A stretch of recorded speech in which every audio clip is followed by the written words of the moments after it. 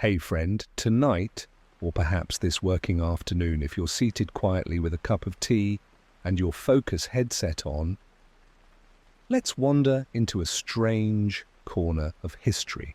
Not what happened, but what almost happened. And what might have been if just a few things had gone differently. Let's imagine a Europe not shaped by kings and popes alone, but by the iron breath of the steppes. Let's ask the question, what if Genghis Khan had taken Europe? But first, before we chase hoofbeats into the west, take a slow breath. And if stories like this help you relax, or help your mind drift gently into deep thought, you can always return here. This is Sleepless, Boring History, and we tell the stories that didn't get to happen, but almost did. Now let's begin. Pete, long before his name thundered across continents, Temujin was just a boy with a hunted family, a starving belly, and a sense that the world could and should bend to his will. The man who would become Genghis Khan was not born into power.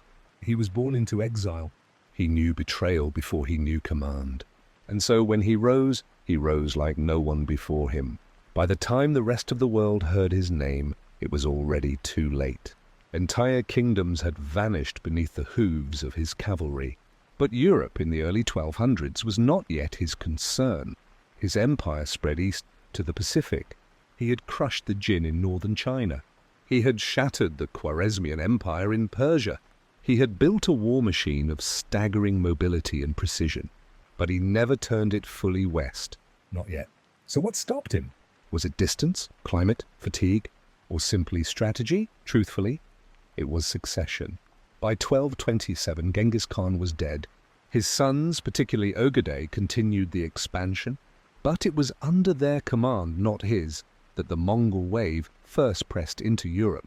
And even that was limited, because in 1242, on the edge of complete dominance, as the Mongol armies stood poised to finish off Hungary, Poland, and perhaps move through to the Holy Roman Empire, they stopped. Abruptly, why? Ogedei Khan had died. And Batu Khan, Genghis's grandson leading the campaign, turned back for the Kurultai, the political gathering to elect a new great Khan. They never returned. Europe had been spared. Not by power, but by circumstance. Now, let's pivot. What if they hadn't stopped?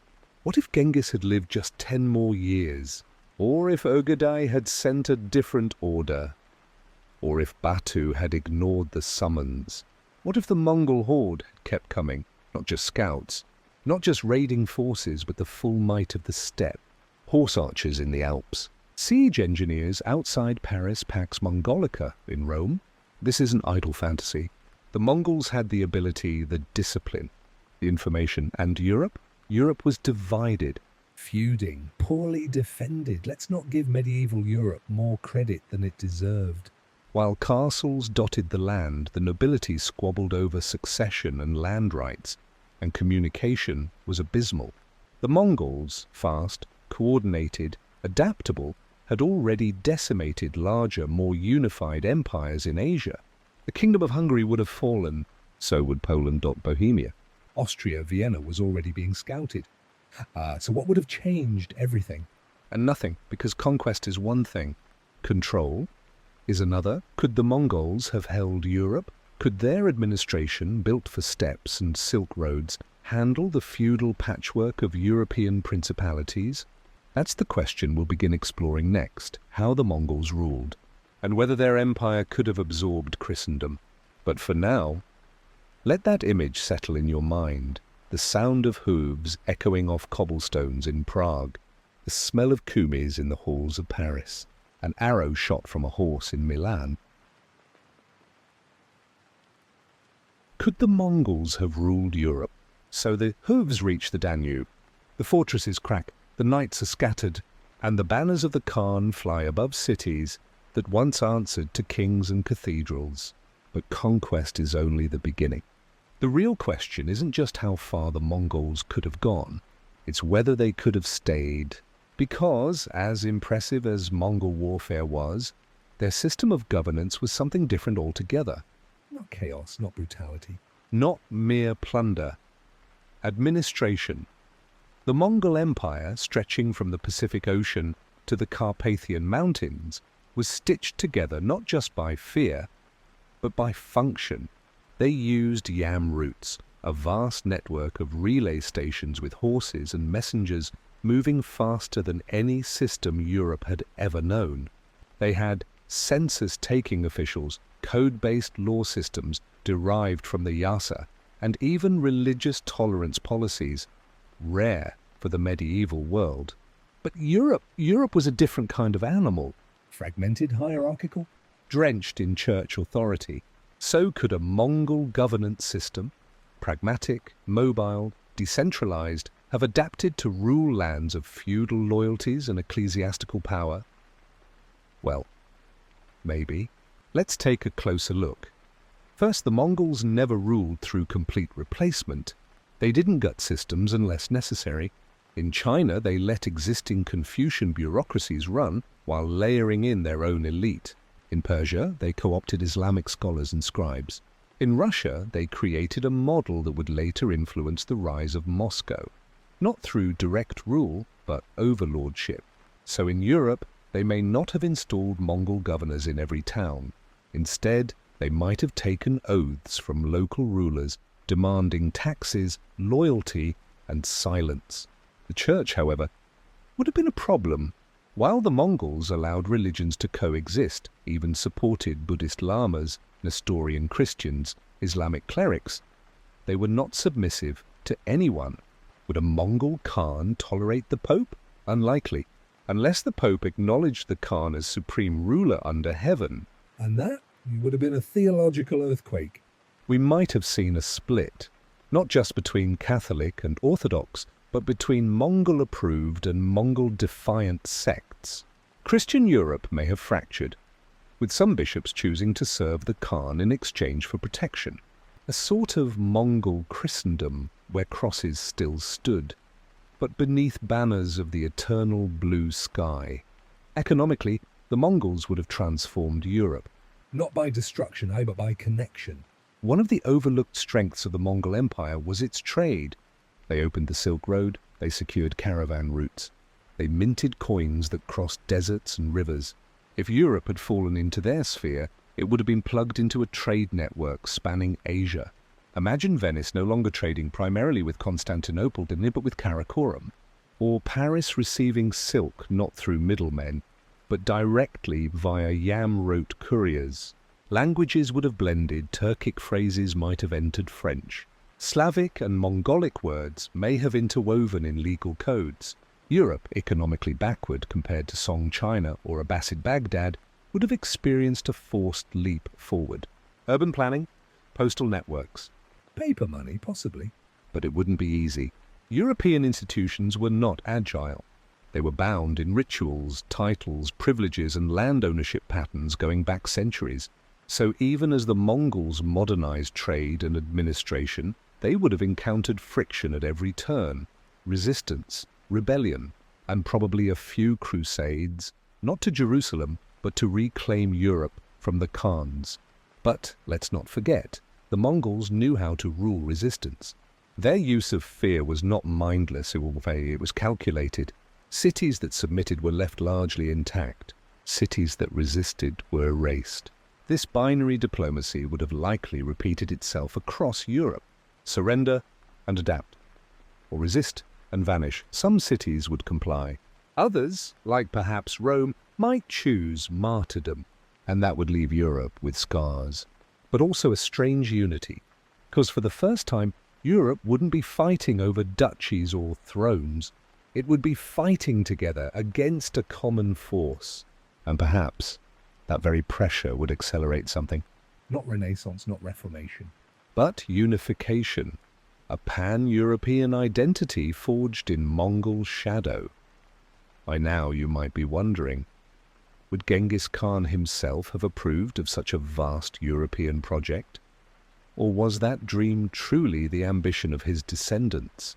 Historically, Genghis had little personal interest in the West.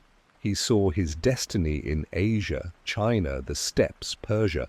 But if he had lived longer, if Europe had provoked him, insulted his ambassadors, for example, he would have come, and with him would have come generals like Subutai, who once led campaigns stretching thousands of miles, defeating armies in synchronized operations never before seen. So yes, the Mongols could have taken Europe. Held it, at least for a time. Changed it, definitely, but empires do not just conquer land. They shape minds, languages, dreams. And in the next part, we'll imagine what Europe would have become under Mongol influence. Not just ruled by the Khans, but shaped by them. Would philosophy have changed? Would science have accelerated? Would Gutenberg's press print Mongol poems? Let's follow that thread. Let's take a moment to let the hooves rest. The banners have been raised. Europe lies under Mongol control, or something like it. The cities are quiet now. Not from devastation, but from order, a strange alien order. The Khan doesn't sit on a throne in Paris. He rules from afar. And Europe learns to live under the eye of a power it never expected. But now we ask, not just what governments survive, but what ideas do. Culture doesn't vanish in conquest. It mutates, and so in this part, we turn our eye to the ink, the paint, the parchment, and the psalm. What happens to Europe's culture, its faith, art, literature, and worldview, when it bends to the yoke of the steppe? Let's begin with the obvious. Religion. Christianity had long been more than a belief system in Europe. It was a structure, a skeleton on which nearly every institution was built. Under Mongol influence, that spine wouldn't have snapped, but it would have shifted. The Mongols had no state religion. Their empire encompassed Muslims, Buddhists, Christians, and even animists. Their tolerance was not born of modern liberalism, but of strategy. If a religion helped keep a people docile, organized, and economically active, they let it flourish. So in Europe, Christianity would likely survive, but its dominance would not. Bishops might find themselves outranked by envoys of the Khan, monasteries taxed, papal bulls ignored unless stamped with a Mongol seal. Some clerics would flee, others would collaborate. We might even see hybrid orders arise. Priests who wore wooden crosses on their chests and Mongol knots on their robes. A theology adjusted to account for the eternal blue sky. A strange mix of Roman rite and steppe ritual. Cathedrals would still rise, but now next to steles bearing inscriptions in Uyghur script, and perhaps, just perhaps, some Gospels might be retranslated, not into Latin, but into Mongolian. What about literature? The Mongols weren't known for poetry in the European sense, but they revered oral tradition. Epic tales, heroic genealogies, recited in long form by firelight on the grasslands. This love of spoken story might have infected Europe's scribes. We might see the rise of a new hybrid narrative form, half chronicled, half performed. Courtly romance might take on the pace of the secret history of the Mongols. Less about yearning and more about legacy. The Arthurian myths might endure, but Arthur would now ride with a composite bow. And what of language? The Mongols were great adapters. They borrowed scripts from Persians, Uyghurs, Chinese. They didn't impose their tongue, they absorbed others. In Europe, Latin would endure. But a new elite dialect might emerge, a trade language blending Mongolian, Persian, Slavic, and local vernaculars. A kind of Eurasian Esperanto spoken by merchants and minor officials. You might hear it echo through the market halls of Vienna, in the port cities of the Adriatic, among the caravans arriving from Samarkand. Now, the arts.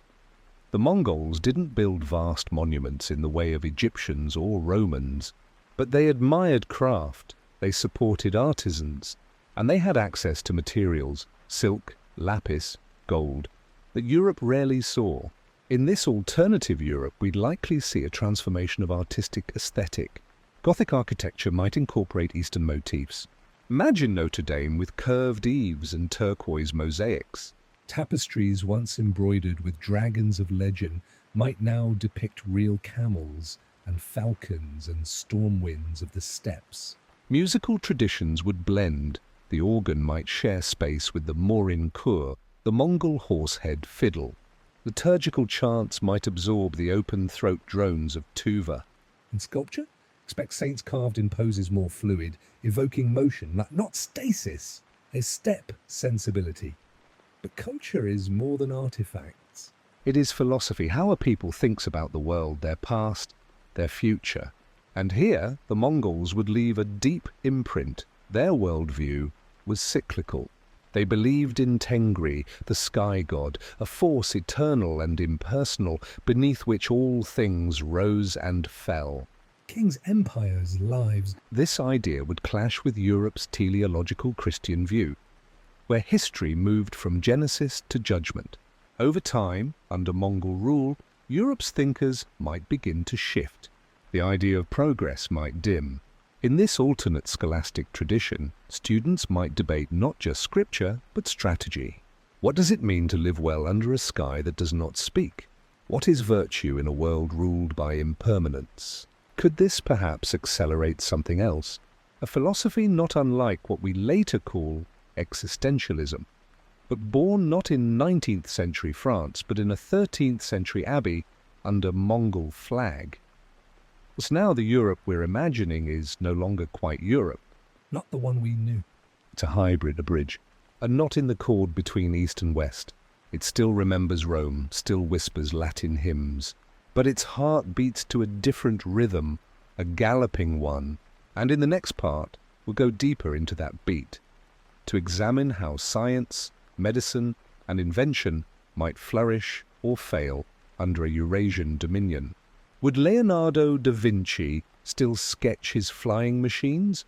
Or would someone else in Kiev or Samarkand beat him to the sky? Let's find out. So the monasteries glow by candlelight. The bells still ring, though now with chimes imported from the east. And somewhere, in a dusty room lined with scrolls and saddlebags, a scribe dips his pen to record a new kind of knowledge. In this altered Europe, conquered not by destruction, but by redirection, a question rises like the morning mist. Would science have blossomed under Mongol rule? Let's follow that trail. Because despite their reputation as horsebound conquerors, the Mongols were not enemies of knowledge. In fact, they may have been among its greatest couriers. First, consider their nature. The Mongols were obsessed with information. Their military success came not just from brute force, but from intelligence networks, maps, local guides, spies, and translated texts. They wanted to know the terrain, the customs, the weapons and weaknesses of every people they met. They gathered scholars, patronized astronomers, encouraged translations from Arabic, Persian, Chinese, and Greek into Mongolian, and vice versa. In China, Kublai Khan employed engineers and mathematicians to build canals and invent printing methods. In Persia, Mongol rulers like Hulagu founded observatories. So imagine, Europe under their sway might have leapfrogged centuries of isolation. The knowledge of the East, gunpowder, algebra, paper, advanced metallurgy, could have flowed directly into Paris, Prague, Toledo. Not over generations, but within a decade. Take medicine, for instance. Europe in the 13th century still leaned on Galen and Hippocrates, mixed with religious dogma and astrology, leeches, Humour's divine punishment. The Mongols, however, had already adopted medical texts from China and the Islamic world. They used pulse diagnosis, acupuncture, herbal remedies, some of which worked. They moved doctors between cities the way we move data through cables. Now place that knowledge in the hands of a monk in Cologne, a nun in Bologna, a merchant in Marseille. Hospitals might be built with Mongol efficiency. Midwives could share techniques taught by Central Asian healers. Plague outbreaks, there if they still happened, might be met with something more than prayer. Not a medical revolution, but an awakening. Now, mathematics, the Mongols encountered Arabic numerals, a system far superior to Roman counting. And they liked what they saw. If this system had been pushed into Europe earlier by Mongol scholars, the cumbersome clatter of I, V, and X may have given way to something leaner, faster, more useful. Calculations would speed up. Trade would become smarter. And architects, building everything from bridges to cathedrals, might begin using trigonometry, not just intuition. We could imagine a Europe where engineering advances decades ahead of schedule. Perhaps a Mongol-sponsored university in Vienna, courses in Persian logic, Chinese hydraulics, Arab astronomy, taught alongside the Psalms. And what a paper! The Chinese had long perfected paper-making, and the Mongols loved it. In our real timeline, Europe's spread of paper lagged behind, relying heavily on expensive parchment and vellum. But in our alternate world, the Khans might establish paper-making centres in Europe by the mid-13th century. Imagine that, books no longer chained to monastery walls, ideas no longer trapped in the hands of the wealthy. A slow flood of written knowledge, faster, cheaper, more diverse. This alone could have shifted Europe's intellectual landscape, a pre-Gutenberg literary explosion, driven not by printing press, but by the mass availability of the page itself. And what of mechanics and invention? The Mongols were no Da Vinci, but they respected utility. They hired siege engineers from all corners of their empire. They carried portable forges, tools and weapon innovations with every army. They might not have built flying machines, but they would have funded the men who tried, and they wouldn't have cared if those men were European, Persian or Chinese, so long as the idea worked. In our alternate timeline, the Renaissance doesn't begin in Florence. It begins in a strange, dusty workshop in Lviv, or Buda, or Kiev, patronized not by a Medici, but by a governor appointed by Batu Khan. And there's one more thing the Mongols brought wherever they went: mobility. They forced the world to move faster, to connect. Scholars once stuck in their home provinces might find themselves summoned to foreign courts. Jewish physicians might serve next to Arab astronomers in a court in Paris. A Greek philosopher might debate Confucian ethics in Krakow. The very notion of a European identity would begin to dissolve, replaced by something broader. Eurasian practical, multilingual. No, the Mongols wouldn't turn Europe into a land of dreamers, but they might turn it into a land of builders, not just stone and mortar, but of bridges unite across disciplines, borders and minds. And in the next part, we'll move from the academy to the streets. What was daily life like in this alternate Europe? For the baker, the scribe, the boy running through the market with a silk coin pouch, we'll leave the scholars to their scrolls and walk through the dusty roads of Mongol Europe. Let's meet the people who lived beneath the banners. We've spoken of kings and scholars, popes and armies, but empires are not built by rulers alone. They are lived in by millions. Farmers, merchants, children, monks, people who don't write history books but live inside them. So let's descend from the high halls and the parchment scrolls down to the muddy streets, the firelit taverns, the crowded markets. Let's walk through a day in the life of the average European under Mongol rule. It's early morning in Krakow, but it could be Lyon or Vienna or Milan. The city wakes slowly, the rooster still crows. The baker still kneads, but something is different. The smell of spice, cinnamon, cardamom floats on the air. Brought by a caravan from Samarkand 3 weeks ago. Paid for, not in silver, but with stamped paper notes bearing the seal of the Khan. A postal runner, lean and fast, trots past. He carries news from Buda to Bordeaux, changing horses every 25 miles, thanks to the yam stations built by the Mongol administration. Children stop their games to watch him pass. He barely glances back. The city is cleaner than it used to be. The Mongol laws, strict and surprising, demand regular waste removal. Littering is punished. Street officials patrol. Order is expected. But in the market square, things hum with energy. A Mongol overseer sits on a raised platform, silent, observing. He rarely speaks, but his presence is a reminder. This peace is maintained. Merchants argue in half a dozen languages: Polish, Turkic. Greek, Mongolian. Even Mandarin. The scale is calibrated, the weights are inspected. Prices are written on clay tablets for the benefit of both literate and illiterate buyers. A local priest sells herbs. Next to him, a Buddhist monk chants quietly, selling painted charms. No one blinks. Syncretism has become part of survival. Meanwhile, in a small schoolhouse, a group of children, boys and girls, sit on mats. They recite in 3 languages: Latin, Mongolian, Arabic. Their teacher is an Nestorian Christian educated in Baghdad, now living in Bavaria. On the wall hangs a portrait of Genghis Khan, not divine but revered. Next to it, a crucifix. Next to that, a verse from the Tao Te Ching. This isn't multiculturalism, it's practicality.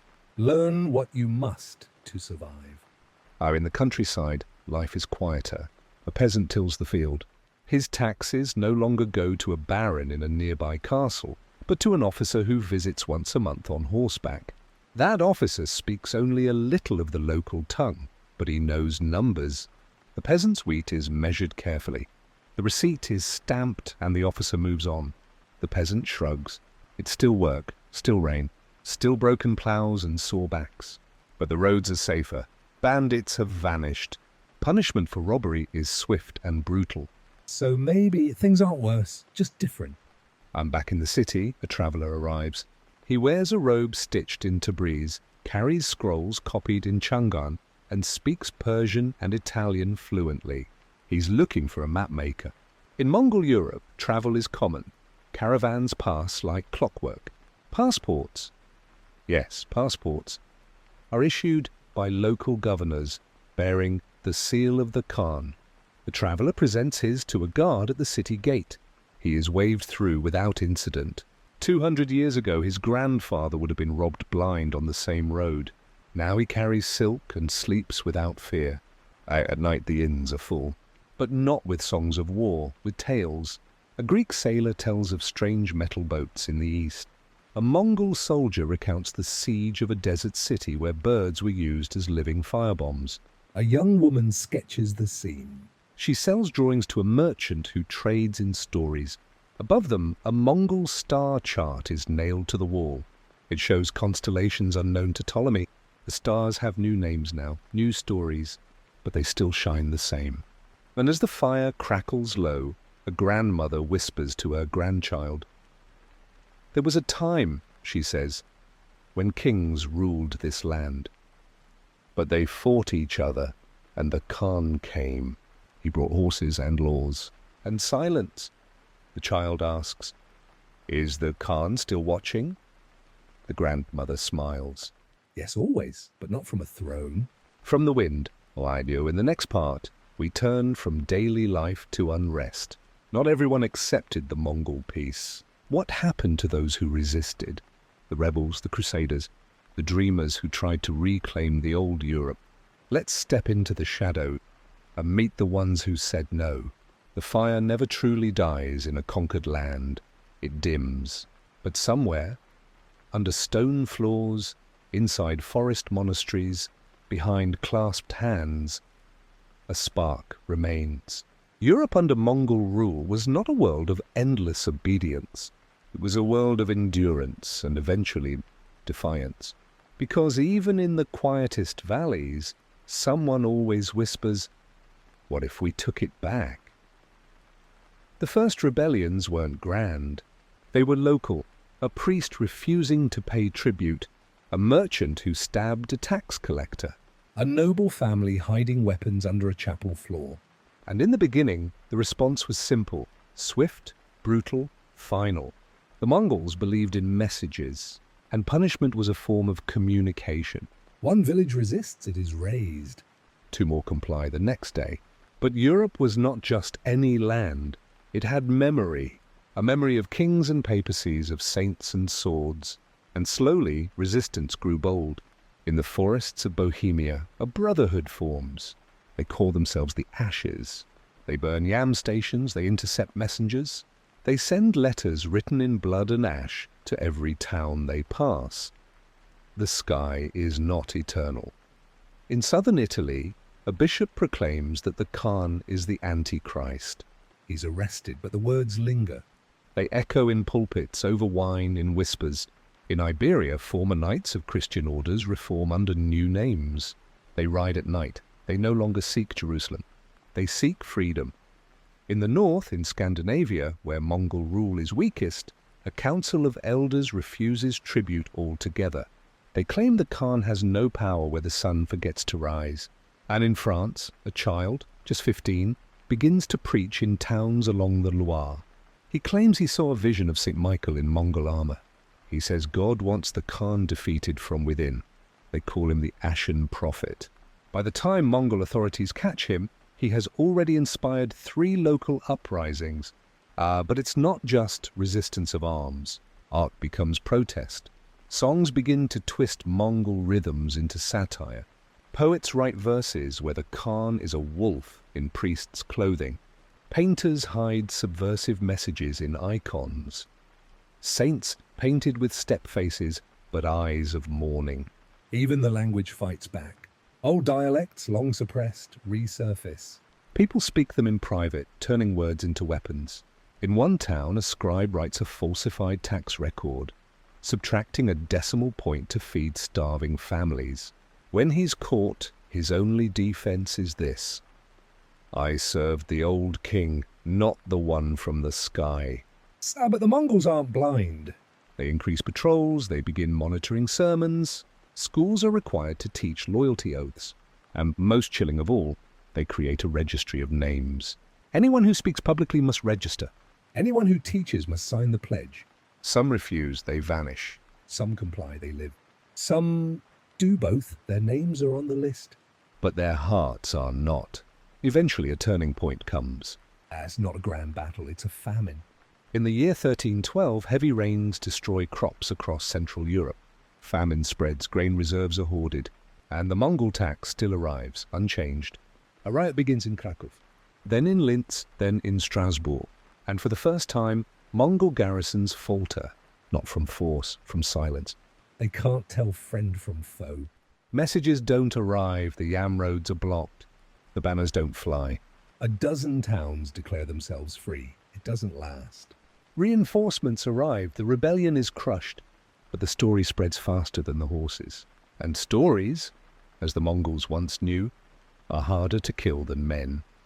By the 1330s, Europe is split in 3. Those who comply and benefit, those who resist and suffer, and those who pretend and plan. The Khan's eyes are everywhere. But even the sky has blind spots. And in a monastery high in the Alps, a council meets in secret. Scholars, former knights, merchants, even a few Mongol defectors. They don't call themselves rebels, they call themselves reclaimers. Their goal is not to return to the past, but to forge a new Europe, neither feudal nor foreign. They begin gathering maps, coin, writings from Baghdad and Florence and Kiev. They know that swords alone won't defeat the Mongols, but maybe ideas will. In the next part, we turn from rebellion to religion. How did the faiths of Europe evolve under the Khan's shadow? What survived, what fractured, and what new beliefs rose from the ashes? Let's look upward, into temples, cathedrals and mines. Look up, past the rooftops, beyond the steeples, into the sky. That's where most Europeans once believed truth lived, in a heaven watched by a singular, all-knowing God. A God who chose kings, forgave sins and spoke only Latin. But when the Mongols came, they didn't speak Latin. They didn't kneel to popes or bishops, and their sky was blue. Not a metaphor, a literal sky. The eternal blue sky. The spirit that watched all things but made no promises, heard no confessions, issued no sacraments. So what happens when two heavens collide? Let's find out. A religion in medieval Europe was not just spiritual, it was structural. Every law, oath and institution touched the church, from village baptisms to royal coronations. So when Mongol rule spread across Europe, faith did not crumble in a day. At first, the Khans tolerated it. They taxed it, supervised it, sometimes ignored it. Churches still rang their bells, pilgrimages continued. Feast days remained on the calendar. But slowly, the centre shifted. Or the papacy, once the axis of Western Christendom, and began to splinter. Popes who refused to acknowledge Mongol supremacy lost political backing. Some were exiled, others were quietly replaced by more cooperative clergy. By 1300, rival popes existed, one in Avignon, one in Krakow, one even rumored to reside under Mongol protection in Kiev. Each claimed divine legitimacy, each accused the others of heresy. The faithful were left confused. Was the Pope still God's voice on earth? Or had the Khan's silence become louder than any sermon? Meanwhile, heresy flourished, not in dark corners, but openly. Groups like the Cathars, long persecuted, found new life under Mongol tolerance. Mystics preached of a coming age where old rituals would fall and a new synthesis of beliefs would emerge. In Languedoc, entire towns began mixing Christian liturgy with Mongol ancestor rites. Candles burned alongside carved wooden idols. Masses were sung in Latin, followed by bows to the sky. The Khans called it none of their concern. Aye, but not all religious changes were so peaceful. In Byzantium, caught between a weakened Orthodox Church and a watchful Mongol administration, a group of monks broke from both. They declared that God had never chosen sides, that all religions were echoes of a deeper, older truth. They compiled teachings from Buddhism, Christianity, and Tengriism into a single doctrine, the harmony of flame and wind. It gained traction.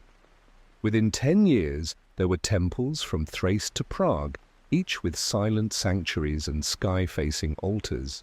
Pilgrims came barefoot, not to pray, but to listen. Among the Jews of Europe, things took a different turn. Historically persecuted, they found under Mongol rule a strange protection. Treated as useful citizens, they were often granted semi-autonomous zones. Trade boomed, study deepened. Centers of Jewish learning emerged in places once hostile: Bavaria, Hungary, even parts of France. With access to Persian mathematics and Chinese astronomy, Jewish scholars produced new calendars, blending halakhic tradition with observational science. It was a quiet golden age, but even golden ages rust. Tensions brewed when a Mongol governor in Vienna appointed a Jewish vizier. Local Christians protested, riots followed. Faith under empire was never simple. And what of Islam?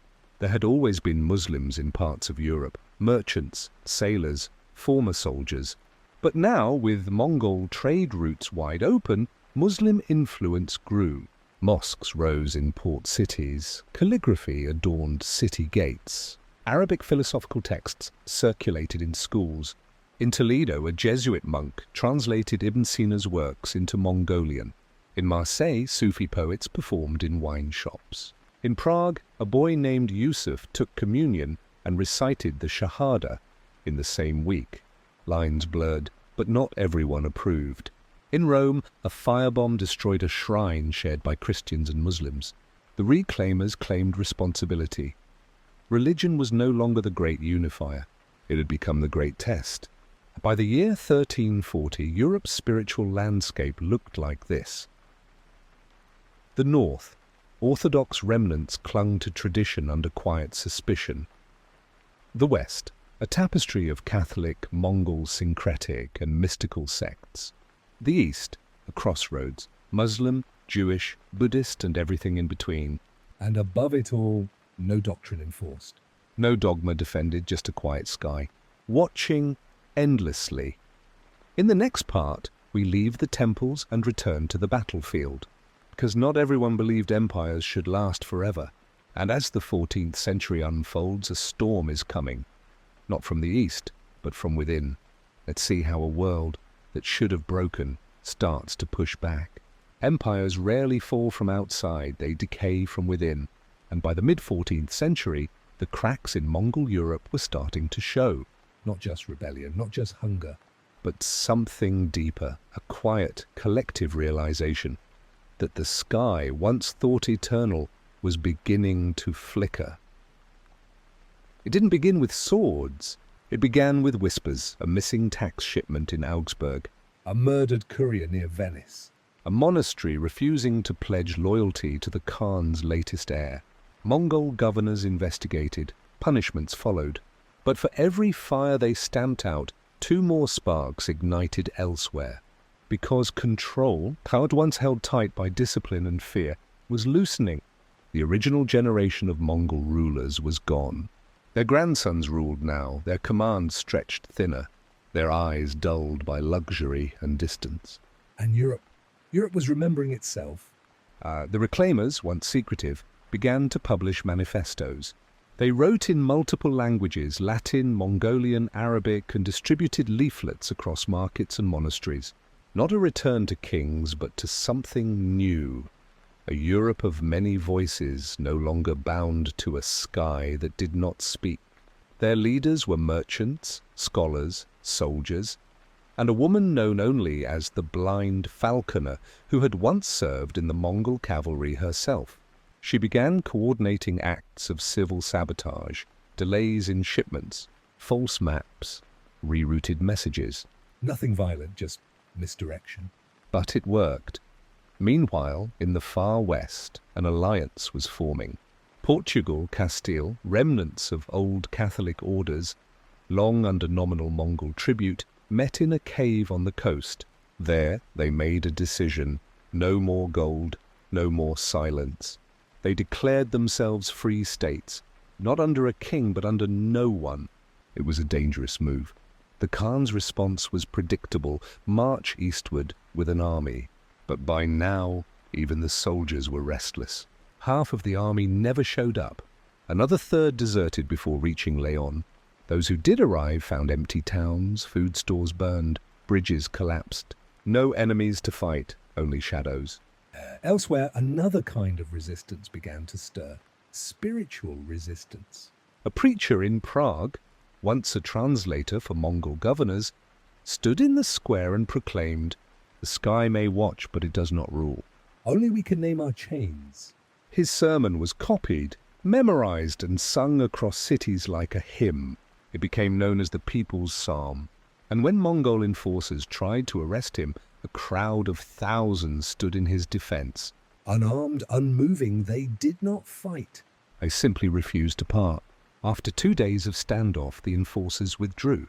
And in Constantinople, a fire broke out in the eastern quarter, the Mongol garrison's barracks. Whether accident or sabotage, no one knew. But it gave cover for a coordinated seizure of the city's armory by a coalition of Greek sailors and Slavic conscripts. The city didn't fall, but it declared autonomy. And suddenly, the idea of an empire unbroken was no longer reality. Well, the Mongols responded, as always, with control. New laws, new overseers, but the system itself was fraying. Roads no longer safe, taxes no longer predictable, garrisons thinned by fear and fatigue. Some Mongol generals defected. Some wrote home asking for permission to return to the steppes. Some simply disappeared. The once proud Yam network collapsed in weeks. Letters went undelivered, markets dried up. And the people of Europe, once divided by language and land, found themselves united not by nationalism, but by exhaustion and a strange tentative hope. And so it came to pass that in the year 1357 a new calendar was printed. Not by a church, not by a Khan. But by an anonymous printer in Marseille. It called that year the first year of the free sky. There was no war declaration, no treaty, just the quiet falling away of a yoke. One city at a time, one silence after another. But nothing ends cleanly. There were still Mongol strongholds, still loyalists, still trade routes under foreign banners. But the illusion of permanence was shattered. The eternal blue sky had weathered its first storm. And in the next part, we'll explore what came next. How Europe rebuilt, how it remembered, and whether the ghost of the Khan ever truly faded from its bones. The banners no longer fly, the hooves have stilled, and the roads, once lined with guards and tacksmen, are quiet. Europe is free, but also adrift. For more than a century, the Mongol Empire had not just ruled the land, it had defined the rhythm of life. Trade.law travel. Even silence. And now, with that vast machinery gone, Europe is left with the question that haunts all post-imperial worlds. What comes next? In many places, the first answer was chaos. Without Mongol tax enforcement, local economies collapsed. Barons re-emerged from hiding, claiming old titles. Rival militias, some loyal to old royal lines, others to local cults or warlords, fought in the streets for control of trade posts and grain stores. The yam stations, so long the veins of empire, were ransacked, horses stolen, maps burned, bridges broken, and yet, in the vacuum, something new began to form. Not one power, but many centres.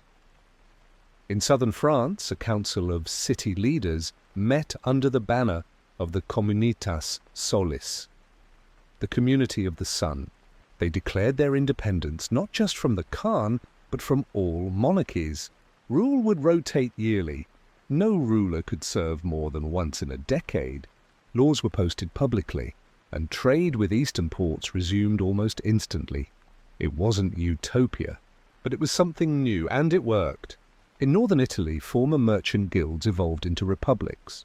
Florence, Genoa, and Milan, long intermediaries in Mongolese trade, used their experience and infrastructure to dominate post-imperial commerce. They didn't abandon Mongol practices.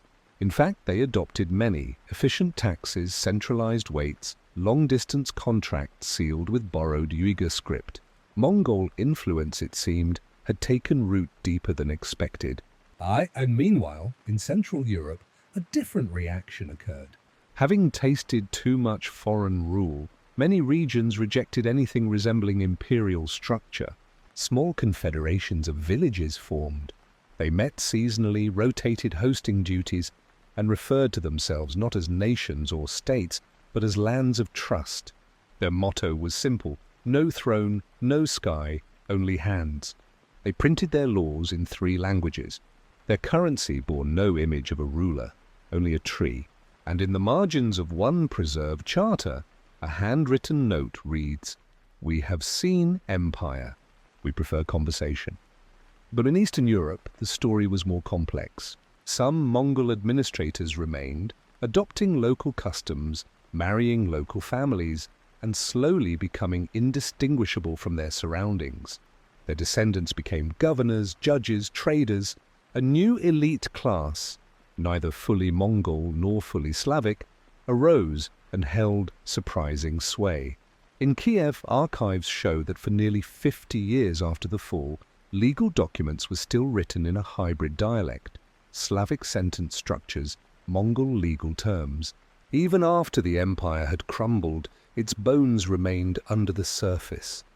But beyond politics and trade, there was a deeper transformation: memory. How does a continent remember an empire that changed its soul? In the West, most tried to forget. Mongol artifacts were melted, names erased, temples repurposed. Children were taught that the Khans were demons in horsehide, but others remembered differently. In a small village outside Krakow, a poet wrote an epic titled "The Riders of the Sky." It didn't glorify conquest, but neither did it curse. It told of a time when the world had connected, when a letter written in Barcelona could be read in Bukhara, when roads ran straight and fear was predictable. The last lines read, "They did not come to save. They did not come to kill, they came to move.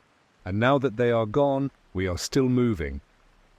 In art, Mongol influence lingered. Architects in Prague kept using curved eaves. Mosaics in Palermo included horsemen with almond-shaped eyes. Books were still bound in silk patterns from the East, but no one admitted why, as if forgetting was easier than gratitude. And in religion, perhaps the strangest legacy emerged. Not in what was preached, but in what was no longer claimed. The church, once absolute, became cautious. Dogma softened. Theological debates flourished. Multiple traditions were tolerated and even encouraged out in certain regions. It wasn't freedom, but it was breath. And some whispered that the true Mongol gift had not been roads, or law, or spice. It had been relativism, a sense that truth might be larger than any one voice, any one book, any one god. In the next part, we'll pull back beyond Europe to the rest of the world. Because while Europe struggled to remember itself, China, Persia, the steppes, they too were changing. What became of the other halves of the Mongol world? Let's find out. History likes to draw lines. East or west? Europe-Asia civilization. Steppe, but under the Mongol Empire, those lines blurred.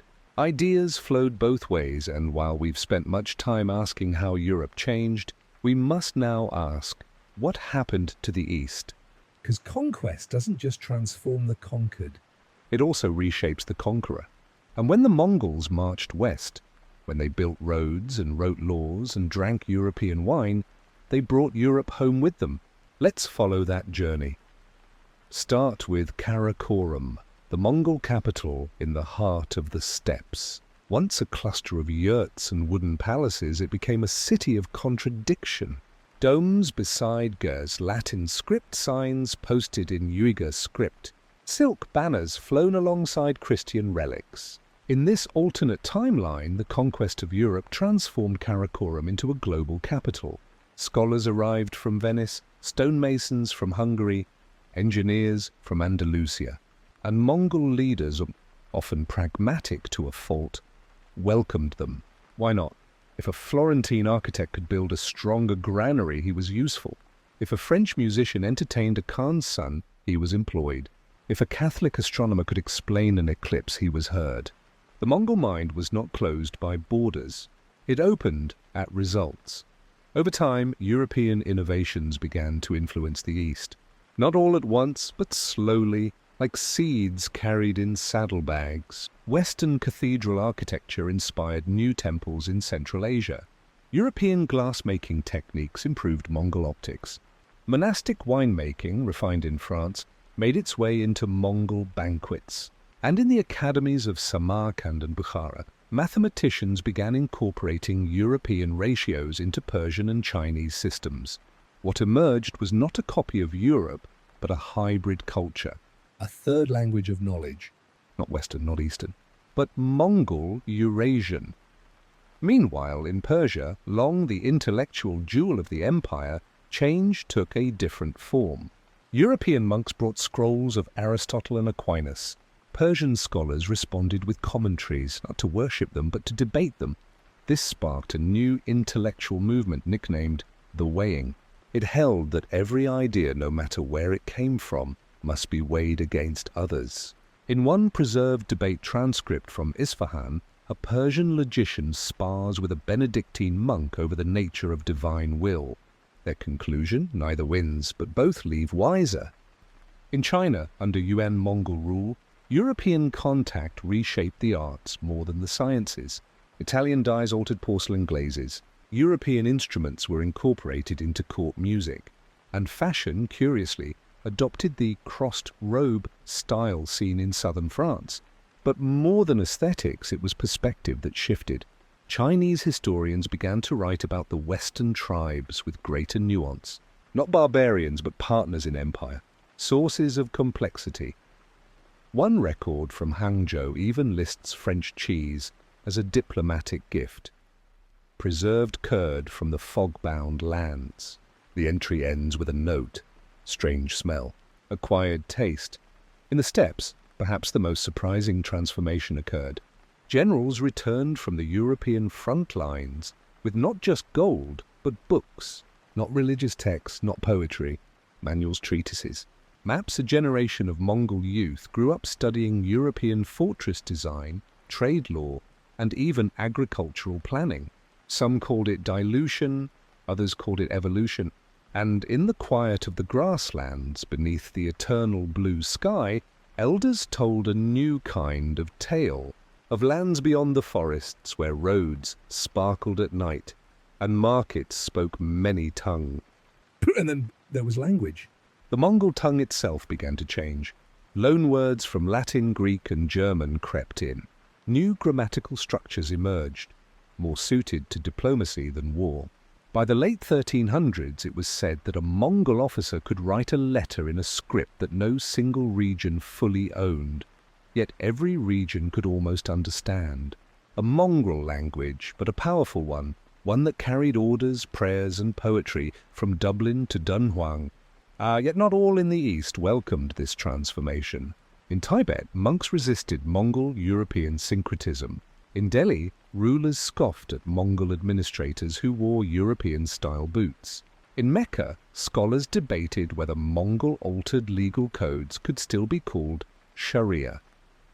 Resistance, as always, came not from fear, but from a desire to preserve identity. And across Asia, a quiet divide emerged. Some embraced this Eurasian fusion.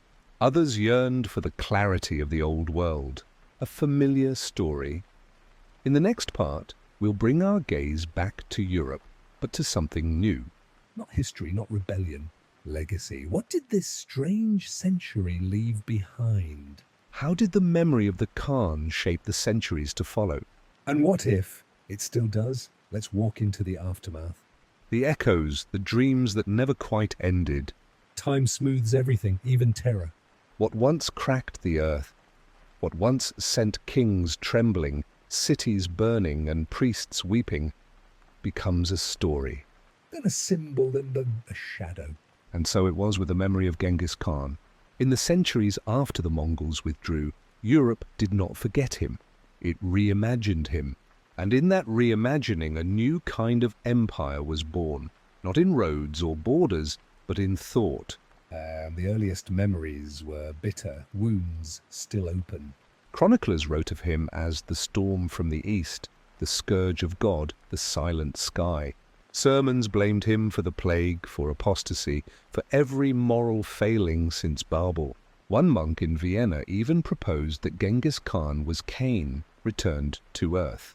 But as the decades passed, and the generation who had lived under Mongol rule passed with them, a strange nostalgia began to emerge.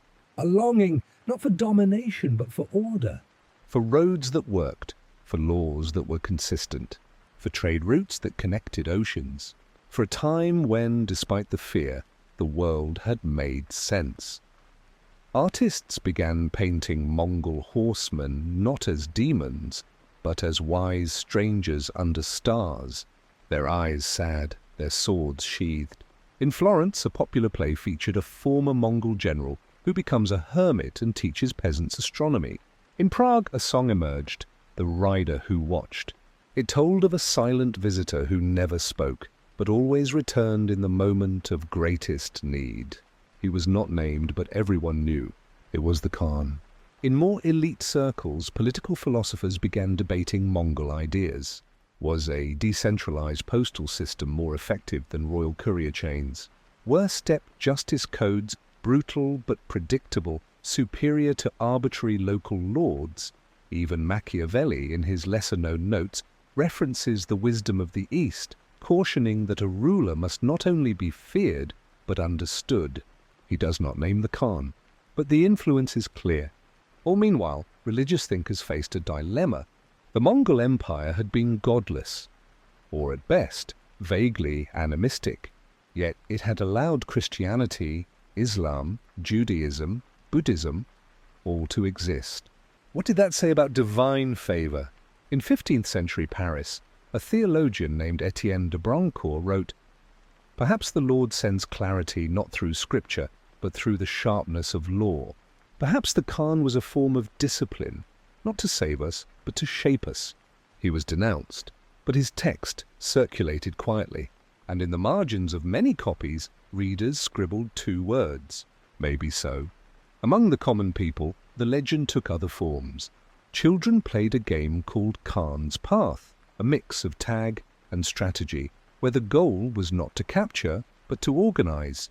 Farmers in the Carpathians claimed that a buried helmet, dug up in a field, could ward off plague if kept facing east. And in Sicily, on the eve of a drought, people sometimes left offerings, not to saints, but to the sky that sees, a name that had outlived its origin. In royal courts, the legacy was more deliberate. Several monarchs styled themselves riders in official portraits, their horses posed against stark skies. The Habsburgs, notoriously adaptive, adopted Mongol-style fur cloaks for winter ceremonies. In letters, some used the phrase, "as was once under the sky," a reference only understood by those who remembered the histories. And in Russia, the Tsars invoked the Tatar lineage as both a threat and a claim to power.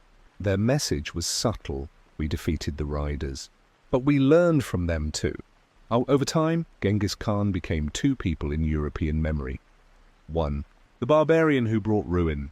2. The ghost who brought structure, and both coexisted because Europe, like most of us, cannot forget what changed it most, even if it tried. And so across the libraries of Europe a strange category began to emerge: the age of the riders.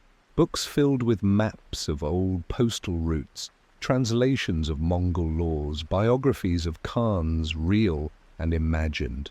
Some factual, some fantasy, some somewhere in between. It didn't matter. The myth had grown larger than the man. In the next part, we'll ask one final question. What if the Mongol conquest had lasted even longer? Not just a century, but 5. What would a fully Mongolized Europe look like by the Renaissance? Would there even be a Renaissance? Let's find out. What if Genghis Khan had taken Europe? Sleepless, boring history. Part 12, The Long Conquest. Europe without a Renaissance. Imagine a world where the Mongol banners never fell, where the great Khan's influence stretched not for a century, but for 5. A Europe not post-Mongol, but perpetually Mongol. No slow return to kings, no papal resurgence, no Renaissance, at least not the one we know. What would that look like? Let's find out. To begin, we must erase a moment. The printing press, 1450 Gutenberg. In our history, this revolutionized knowledge. Ideas spread like wildfire, philosophy, science, rebellion. But in a long-lived Mongol Europe, central control of information would have remained sacred. Written words weren't democratized, they were regulated. Imagine, books still copied by hand. Each volume approved by a council of translation, a hybrid Mongol-European board that filtered ideology for harmony. The Bible? Edited. Aristotle? Selective, even local histories. Purged of monarchies, recast through the lens of empire. Knowledge wouldn't be forbidden, it would be tamed. Art too would shift. In our timeline, the Renaissance was obsessed with realism, anatomy, the human form reborn in divine precision. But under Mongol continuity, art would remain symbolic. Faces stylized, landscapes flattened. Perspective used sparingly on seen as vanity. Instead of Michelangelo's David, we'd see murals of riders dissolving into clouds. Instead of Da Vinci's Vitruvian Man, we'd see diagrams of unity. Man, horse, sky, law, all bound in one eternal circle. Beauty would still exist, but it would serve order, not expression. Now look at science. Without the burst of free universities, without private patronage, what becomes of European curiosity? It adapts. Instead of Copernicus defying the geocentric model, we have the astronomer of Samarkand calculating eclipses using Mongol navigation charts and Persian star maps, not to challenge belief, but to guide caravans. Instead of Galileo before the Inquisition, we have state-sanctioned observatories where scholars rotate through postings like soldiers. In this timeline, science is a civic duty, not a revolution. Progress occurs, yes, but under watchful eyes. And what of religion? The church, no longer centralized, would become ritualistic, quiet. Saints localized, miracles private. Public sermons would give way to silent altars, shared with symbols from 10 other traditions. You might see a cross next to a sky disk, a candle beside a horsehair banner. Syncretism wouldn't be scandalous, it would be standard. Faith wouldn't disappear, but it would change shape. From pillar to fog. Now ask yourself, would such a world still produce a Shakespeare? Maybe, but he wouldn't write for queens, he'd write for markets, for festivals tied to trade calendars. His Julius Caesar becomes the governor of Rome, a tale not of betrayal, but of the importance of respecting imperial law. And is Hamlet gone? Too introspective. But we might have The Falcon's Choice, a drama about a steppe scout torn between loyalty and family. No soliloquy, just steady moral tension. In such a world, Exploration changes too. There is no Columbus seeking royal funding. No desperate race for spice routes. Why? Because the Mongol trade web already connects Europe to China, to India to Java. Need silk? Send a requisition to the steppe office. Need cinnamon? Caravan arriving next month. No need to sail, no need to conquer the ocean. And so the age of discovery never arrives. No new world, no colonial empires. No global scramble for wealth, just trade. Endless, massive, bureaucratic, peaceful trade. Or would this world be better? That depends. It would be more stable, less bloodshed. Fewer plagues, thanks to coordinated health codes. Less religious war, but also no enlightenment. No revolutions, no declarations of universal rights. Freedom would exist, all but within forms. Creativity would live, but on leashes. Peace would reign, but over quiet minds. And yet, somewhere, always somewhere, a whisper would remain. In a village, in a monastery, in a boy writing in the margins of a scroll. What if I said something they didn't approve? That's where it always begins. Even under skies that never change. In the next part, we return to reality.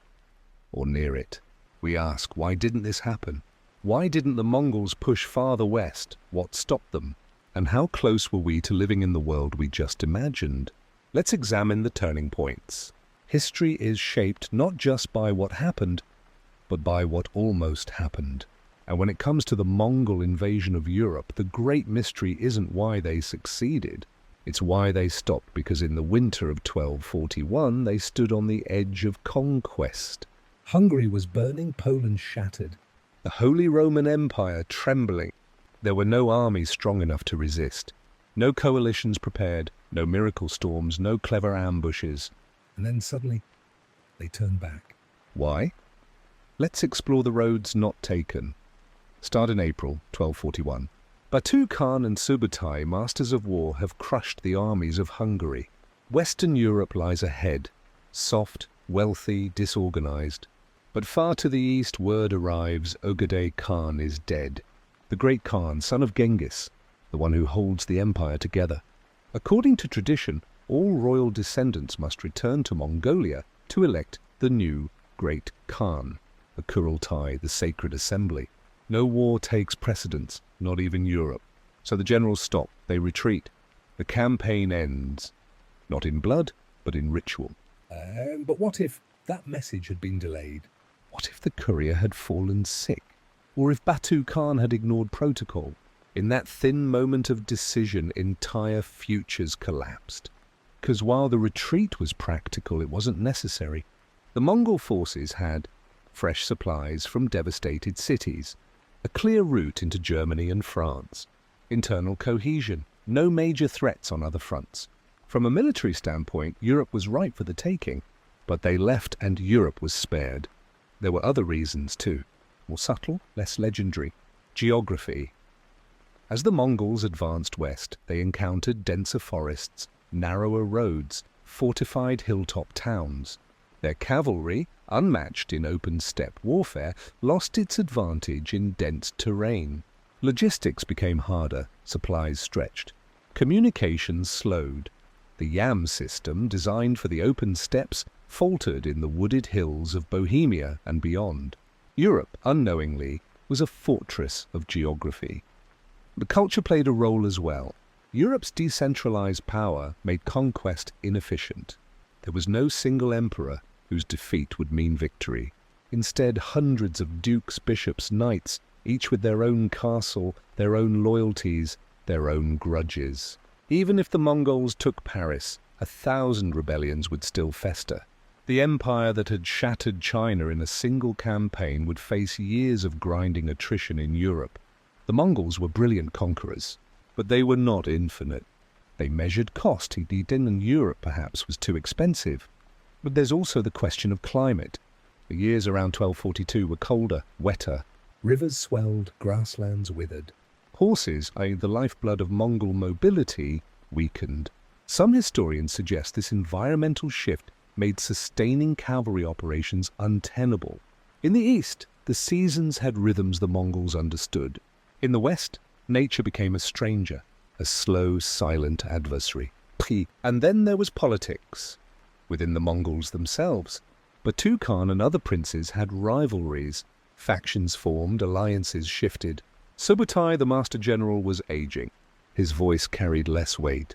Younger commanders saw new opportunities in Asia, Persia, India, even internal power struggles. Europe was no longer the prize, it was a distraction. So the armies turned back. Europe exhaled and history tilted, but it could have gone the other way. In the next part, we return to that alternate timeline, not to mourn the missed invasion, but to walk through the centuries that followed.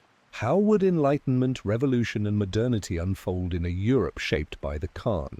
What would the 1600s, 1700s, even the 1900s look like under Mongol legacy? Step into the long twilight, where memory becomes future. So, the Mongols never left. The empire endures, not as a conquest frozen in time, but as a living system that bends and adapts. Now it's the 1600s. In our timeline, this was the age of exploration, of Galileo and Newton, of absolutist monarchs and crumbling feudalism, of gunpowder empires and colonial ambition. But in this world, where Mongol Europe remains intact, everything shifts. So let's open the gate. Step into a modern age governed not by kings, but by the descendants of horsemen. The empire by now is not purely Mongol. It's a complex web of intermarried dynasties, adopted cultures, and hybrid systems. But it still speaks in the rhythms of the steppe: mobility, communication, control. Instead of Versailles, you have the ring cities, great mobile capitals that rotate seasonally, equipped with libraries, courts, and scientific councils.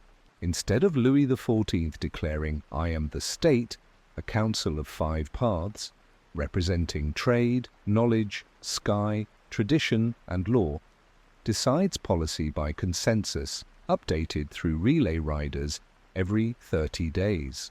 Power is no longer singular. It is circulating, nomadic at heart. Science still blooms, but in unexpected ways. There is no enlightenment as we know it because rationalism never needed to overthrow faith. In this world, faith and logic have coexisted for centuries under the principle of balance of sky and stone. So the great thinkers of this era aren't rebelling against dogma, they're enhancing state harmony. Astronomers, funded by a grand archive stretching from Almaty to Marseille, use Chinese star charts and Muslim astrolabes to develop accurate lunar calendars, not for religion, but for transportation logistics. Chemists are state-employed to ensure food longevity on long-distance caravans. One particularly famous scientist, Dame Ruxandra of Wallachia, develops antiseptics while working to reduce spoilage in goat meat. Science in this world is useful, but less defiant. There's no Galileo in prison, but also no Newton under an apple tree. Ideas come steadily, but not explosively. Exploration takes a different path. The Mongol European Empire already has access to silk, spices, jade, coffee. There's no scramble for sea routes. No hunger for maritime colonization. Instead of sending ships across oceans, they invest in perfecting transcontinental land logistics. By the late 1600s, a traveller can go from Lisbon to Luoyang entirely overland, stopping at fortified trade lodges every 250 kilometers, with access to food, rest, scroll exchange, and security escort. Cartographers mapped the world in grids, not by conquest, but by connection. The sea remains a mystery to most, a beautiful but inefficient risk. The Atlantic is admired, not crossed. A religion, by now, is deeply pluralistic. A travelling monk from Kiev might attend a dawn sky ceremony with Buddhist traders in Samarkand, an afternoon mass led by a Coptic Christian in Athens, and an evening reading from the Quran in Almeria. No one flinches, it's normal. Ecumenicalism is policy, enforced not by tolerance but by law. Every city above 100,000 residents must maintain at least 3 recognized religious centers and a common interfaith forum known as a chamber of echoes. Dogma doesn't disappear, but it loses its monopoly. Ideas flow, extremes wither. Printing, once feared, has been embraced carefully. Scroll houses evolve into codex centers. But every printer is licensed, and publications are reviewed by regional memory stewards trained in law, philosophy, and ethics. This slows revolutionary pamphlets, but it also prevents mass disinformation.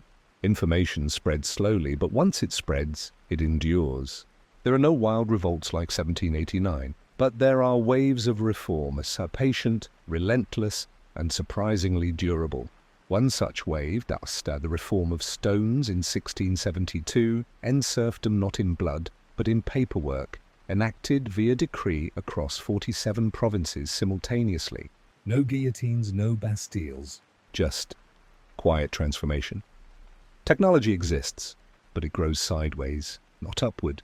Clocks are perfected for consistency, not miniaturized for vanity.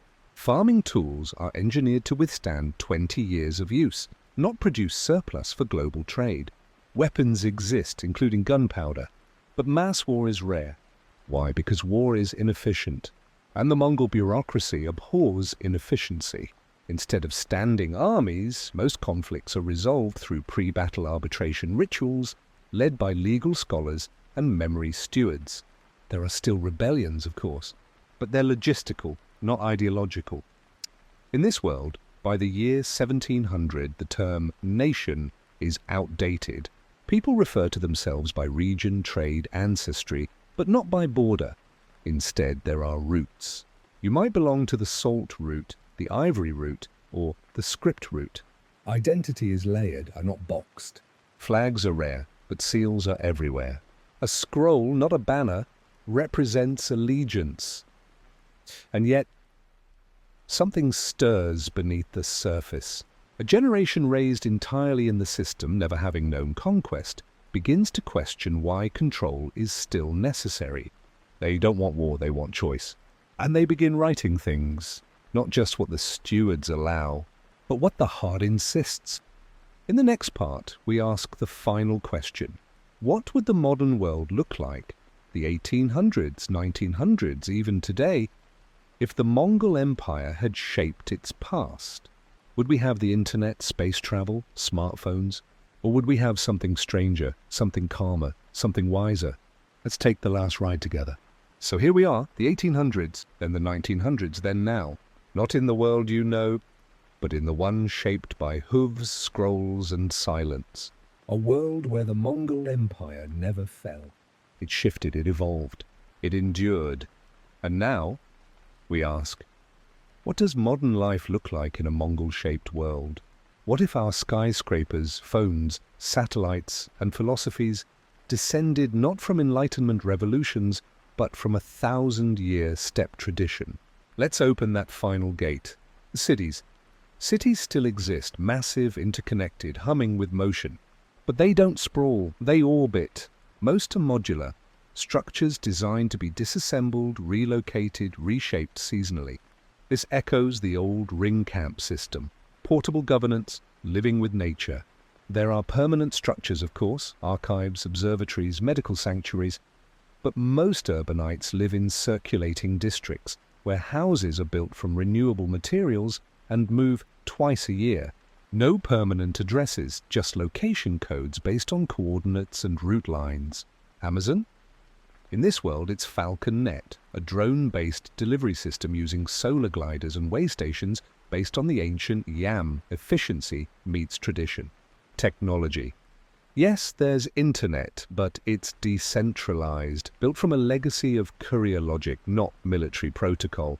You access it through scroll tablets. Thin, durable, and unbranded. No social media giants, just streams managed by your local info steward. Algorithms exist but must be transparent by law. Content isn't ranked by engagement but by usefulness, harmony, and verified lineage. There are AI systems, but they function more like public libraries than personal assistants.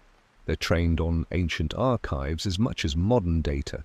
One popular AI is named Subutai, and it greets you every morning with, "The shortest path is not always the wisest one." On politics, there are no presidents, no single rulers.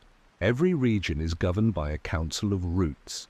5 representatives, one for trade, one for knowledge, one for health, one for memory, and one for sky. They rotate every 4 years, but none may serve twice within 20. All decisions must pass through public chambers of whisper, forums where any citizen can contribute via written commentaries before deliberation begins. There are no televised debates. Instead, there are story rounds, where candidates tell fictional parables that reveal their values. It's not performance, it's philosophy. Seat war, it still exists, but rarely. Weapons are defensive, conflicts are short, and armies, most are automated now by surveillance drones, sound barriers, misinformation jammers. No bombs, no nukes. Why? Because the foundational law, passed in 1513 and never repealed, states no fire from the sky may fall upon land where scrolls are read. It's poetic, it's binding. It works. In a culture there are still artists, still writers, still creators. But creation is layered. Each new piece must list its memory path, a record of every influence, ancestor, or echo used in its making. Remixing isn't theft here, it's tradition. Popular musicians often tour by caravan, performing in shifting tent stadiums. Albums are archived in song scrolls, digital files encoded with motion-based glyphs that play better when the listener moves. Dance and music are not separate. They are roots, live together. But education. Learning begins with silence year. Age 6 to 7, no formal lessons, just observation and walking with elders. After that, 4 years of foundational learning, language, law, sky, logic. 4 years of regional route study. 2 years of travel to sister provinces. Optional deep study in storytelling, architecture, or trade engineering. Degrees don't expire, but every adult must refresh with 100 hours of new knowledge every 10 years. Learning never ends, it circulates. Faith, there's no dominant religion, but almost everyone practices sky time, a spiritual rhythm of the seasons, linked to gratitude, cycles, and ancestry. Temples exist, so do mosques, and churches and silence gardens. Ritual is personalized, there's no Sunday. But everyone marks the 5th light, the 5th full moon of the year, as a day of reflection and unrecorded speech. No scrolls, no screens. Only stories. So, Tin, what's life like? Strangely peaceful. But not passive, calm. But not quiet. A world of action without chaos. Of freedom wrapped in shared form. You work, you move. You speak carefully, you laugh often. You don't fear collapse, but you understand that all things shift, as the empire once shifted from horse to wheel, from bow to bite. You carry a scroll, even if it's digital. You know your route, even if it's temporary. And every evening when the wind quiets, you look up. And in that moment, as stars blink into the violet sky, you feel it. The sky that watches, still there. Still open, still yours. In the final part, we'll return to our world, the real one, and reflect on what history could have been, and what it still might be. Because sometimes a boring question like, what if Genghis Khan had taken Europe, isn't about the past at all. It's a mirror, a compass. A choice. The final scroll. Reflections from the world that wasn't let's take a breath. We've travelled far, across battlefields and scroll houses, through cities that move, skies that speak, and empires that last 1,000 years. But now it's time to return. Back to this world, our world. The one where the Mongols turned back, where the Renaissance came, where kings rose, fell, and rose again, where we built nations, revolutions, satellites, and screens. And still, despite all that, we wonder. Because when we ask what might have happened, we're also asking, what are we building now? What systems have we inherited without question? What ideas have we discarded that still whisper in the wind? History isn't a straight line. It's a web, tangled, frayed, and stitched together by memory, mistake, and meaning. In imagining a Mongol Europe, we didn't just imagine another version of history. We imagined a different rhythm of life, slower, circular, relational, one that prioritizes movement over possession, structure over spectacle, harmony over dominance. And yes, but that world had its flaws. It controlled thought, it constrained art. It tamed rebellion, but it also offered calm. And in a time like ours, and noisy, fractured, spinning too fast, that calm feels haunting, like a lost road, a trail we never took. A path of hooves erased by the weight of modern boots. You might wonder, what's the point of dreaming about things that never happened? Well, sometimes when the present feels brittle, the best way to understand it is to hold it against a world that never existed and listen for the silence between them. Because in that silence you find space. Space to think, to wonder. To question not just what was, but what could still be. Maybe you listened to this because you couldn't sleep. Maybe your mind was too full, or the day was too loud, or the questions wouldn't stop circling. That's okay. That's why we're here. History isn't just facts, it's story. And story helps us drift, not away but inward. Toward understanding, toward pause, toward rest. So wherever you are now, whatever your story has been today, just know this: there is a sky above you, the same sky that watched over every horseman, every philosopher, every rebel and dreamer who ever wondered, what if? And somewhere out there a scroll is still being written, not by history, but by you. Well, thank you for listening. If you enjoyed this journey, feel free to revisit another story when your mind needs rest again, or perhaps when your heart needs a question to carry through the night. This has been Sleepless Boring History, and until next time, ride gently.